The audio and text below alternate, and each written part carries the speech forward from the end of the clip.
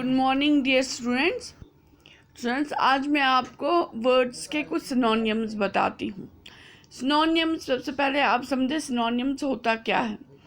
जैसे हम वर्ड का मीनिंग लिखते हैं, अगर कोई वर्ड हो, हम जैसे हमारी बुक में भी होता है वर्ड, न्यू वर्ड्स और उसके मीनिंग, तो वो हम उस वर्ड को डिफाइन करते हैं, उसको समझते हैं कि वर्ड है क्या, इसका मतलब क्या है। लेकिन सिनोनियम क्या होता है? सिनोनियम होता है उससे मिलता जुलता दूसरा वर्ड जिसका कि लगभग वही मतलब हो, उसका लगभग वही मतलब होता है लेकिन वर्ड दूसरा होता है। ठीक है, तो जो हमारे पास वर्ड होता है उसका जो मतलब होता है, और सिनोनियम्स में जो हम नए वर्ड बोलेंगे उनका भी मतलब उस जैसा ही मिलता जुलता होता है। ठीक है, या हम ये भी कह सकते हैं कि जिस वर्ड का हम सिनोनियम लिख रहे हैं वो उस वर्ड के और वर्ड्स हैं, कि हम उसके बदले ये वर्ड भी लिख सकते हैं। ठीक है, तो ये ऐसे ही है। जैसे कि पहला है हमारा स्लाइड। स्लाइड का हम सिनोनियम लिखेंगे, इसका ड्रिफ्ट भी आएगा, शोव भी आएगा, ड्रॉप भी आएगा, मूव भी आएगा। ठीक है, दूसरा है डिसमाउंट। डिसमाउंट का गेट डाउन भी आएगा, डीप्लेन भी आएगा, डिसेंट भी आएगा, डीबार्क भी आएगा। क्लब, क्लब का बैश आएगा, पाउंड आएगा, बीट आएगा, हैमर आएगा। अब जैसे कि हमने ये वर्ड्स देखे थे कि यहाँ हमारी बुक पे भी थे, अगर आप वो वर्ड मीनिंग निकालेंगे तो वो वर्ड मीनिंग मैं आपको बताऊं। जैसे हमने, आप अपनी बुक निकालिए, उसमें लेसन निकालिए the man who swallowed a snake, तो उसके ही वर्ड्स मैंने लिए हैं जिसके मैं सिनोनियम्स आपको बता रही हूँ। अब अगर हम देखेंगे पहला वर्ड स्लाइड। स्लाइड का मीनिंग होता है मूव स्मूथली, आराम से चलना। ठीक है, तो अगर हम अब ये वर्ड्स देखेंगे, ड्रिफ्ट है, शो है, ड्रॉप है, मूव है, तो उसका भी ऑलमोस्ट यही मतलब होता है। हल्का फुल्का कहीं फ़र्क होगा लेकिन इनका मतलब भी वही होता है कि आराम से चलना, स्मूथली चलना। ठीक है, तो ये उसका मतलब होता है। डिसमाउंट, डिसमाउंट का जैसे मतलब होता है किसी ऊंची चीज़ से नीचे आ जाना, उतरना। तो अब जैसे गेट डाउन, वो भी वही मतलब होता है। डी प्लेन का भी वही मतलब होता है, डिसेंट का भी वही मतलब होता है, और डी बार्क का भी वही मतलब होता है।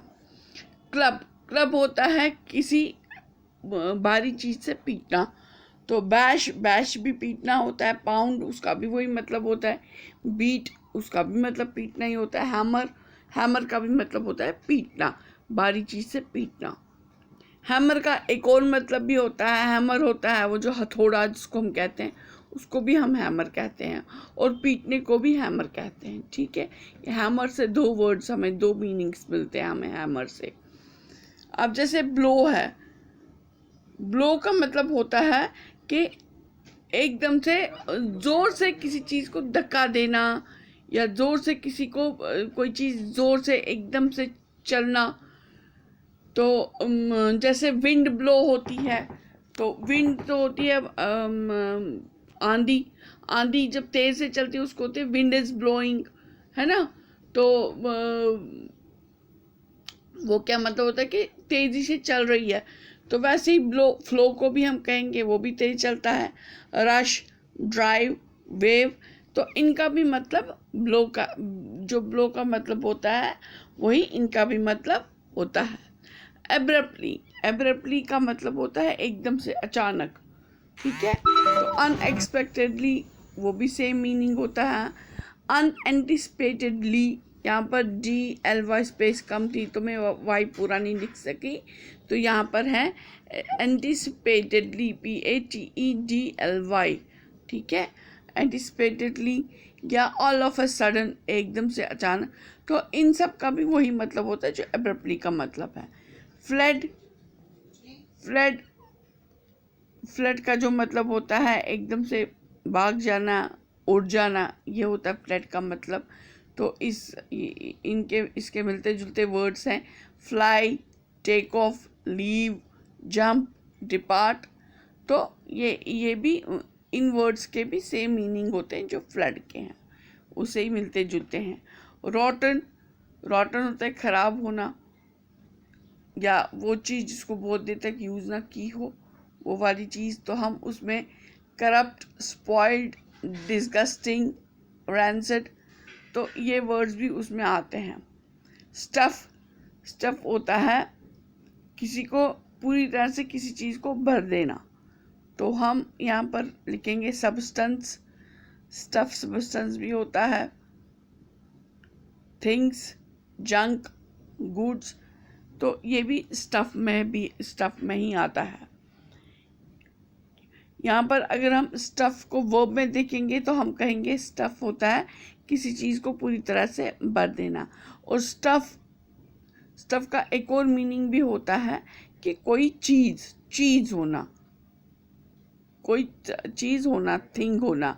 तो इसलिए हम उसका मीनिंग स्टफ़ का एक और आएगा, सब्सटेंस, थिंग्स, जंक, गुड्स, तो ये भी चीज़ है। अच्छा, एक और आता है ऑफेंड। ऑफेंड होना होता है बुरा लगना या गुस्सा आना, ठीक है, दिल पे बात लग जाना, ये होता है ऑफेंड। तो इसका मिलता जुलता वर्ड्स जो है disturb, aggrieve, shock, upset, annoy, तो ये भी इनके मीनिंग भी लगभग वही होते हैं, सेम ही होते हैं जो ऑफेंड का होता है। तो हमारा 10वां वर्ड है परसुअर। परसुअर जिसको कि हम कहते हैं जो पीछे चलता है, जो कि आपका पीछा कर रहा हो, ठीक है। तो हम हॉकर, परसुएंट, ट्रैपर, हंट्समैन, तो इनका भी मीनिंग वही होता है जो परसुअर का मीनिंग होता है, ठीक है। तो ये कुछ वर्ड्स हैं जिसके कि मैंने आपको सिनोनिम्स लिखे, तो ये आप अपनी नोटबुक पे नोट कर लेना।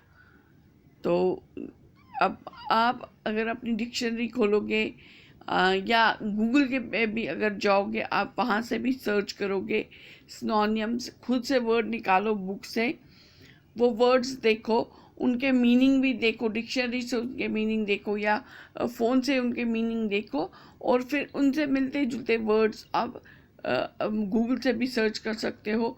तो ये आप आप एक अलग से कॉपी लोगे, छोटी कॉपी एक लोगे, तो उसमें से आप कुछ मत करो, अपनी बुक्स के जो न्यू वर्ड्स है उनको, उनके मीनिंग्स लिखो, और साथ में उनके सिनोनिम्स लिखो। तो उससे क्या होगा, एक तो आपको इन वर्ड्स के मीनिंग पता चल जाएगा, और उससे मिलते जुलते कुछ और वर्ड्स आपको पता चल जाएंगे। तो ये आपके पास एक रेडी रखना टाइप रहेगा कि कभी भी आपको अगर जैसे स्लाइड के बदले आपको ड्रिफ्ट लिखा हो, आपको नहीं समझ में आए, तो आप एकदम से अपनी कॉपी खोलें, अपनी जो आपने खुद की डिक्शनरी बनाई जिसमें कि सिनोनिम्स भी हैं और मीनिंग भी है, दोनों चीज़ें हैं, तो आप खुद से आपने वो निकाला और खुद से आपने देख लिया। ये आप अल्फ़ाबेट वाइज भी कर सकते हैं। तो ये आपके लिए एक अच्छी एक्सरसाइज भी रहेगी और एक अच्छा एक्टिविटी भी रहेगी। जो अभी लॉकडाउन चल रहा है, इसमें भी आपके लिए एक अच्छा काम ये हो जाएगा, आप ये अच्छा एक नया हैबिट आप में आएगा, और अच्छी हैबिट आएगी जिससे कि आप नए नए वर्ड्स भी सीखोगे। मीनिंग तो ज़्यादा एफर्ट नहीं करना है, क्योंकि जो आपके बुक में वर्ड्स दिए हैं उसी के मीनिंग्स हैं, तो उन्हीं के आपको नए वर्ड्स देखने हैं, और क्या है, आपको अलग से ही नहीं ढूंढने हैं। आपकी बुक में ही जो न्यू वर्ड्स दिए हैं वही आप लिखो, अल्फ़ाबेटिकली लिखो, जैसे ए से शुरू होने वाले वर्ड्स लिखो, फिर उनके मीनिंग लिखो और उनके सिनोनिम्स लिखो, फिर बी से सी से ऐसे लिखो। तो ये आपके पास अपनी एक छोटी सी आपकी बनाई हुई डिक्शनरी रहेगी। एक कॉपी ले लीजिए, उसमें करिए, तो ये आपकी एक डिक्शनरी रहेगी, और आपके लिए एक एक्टिविटी भी हो जाएगी, आपका मन भी लगेगा, और आप कुछ नया सीखोगे। वो अपनी किताब से, अपने जो लेसन है उससे हट के आप कुछ नया सीखोगे, और कल को आप बता सकते हो कि हाँ मैंने ये किया। और जब ये स्कूल खुलेंगे, मुझे उम्मीद है आप ये एक्टिविटी करोगे, तो जब कल को ये स्कूल खुलेंगे तो मैं पूछूंगी, मैं देखूंगी किस किस बच्चे ने ये डिक्शनरी बनाई होगी। ठीक है बच्चों, okay bye, take care, stay home, stay safe.